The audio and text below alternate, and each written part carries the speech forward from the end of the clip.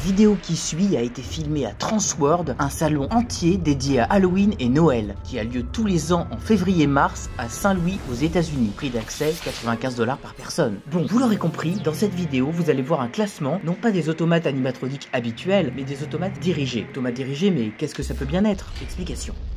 Une des particularités de certains automates, c'est qu'ils ne sont pas connectés à un branchement électronique. C'est un petit monsieur qui est derrière et qui manœuvre. Mais ça marche très bien, hein. Nous, c'est Alex et Diono. On voyage à travers le monde afin de chercher l'inspiration pour créer des décors dans notre maison qui est devenue un lieu de fête et de tournage que vous pouvez louer. C'est la Maison Fantastique.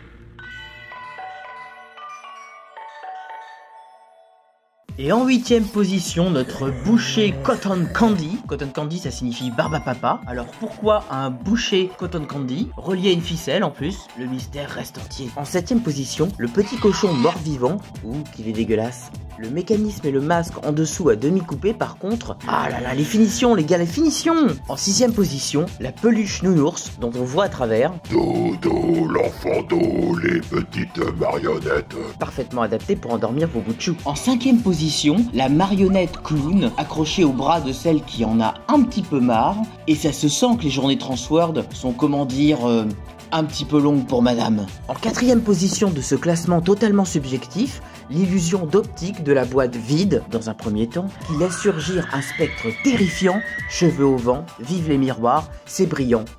Coucou. En 3e position, l'anthologique loup-garou et son mouvement plutôt réaliste, un peu dansant même.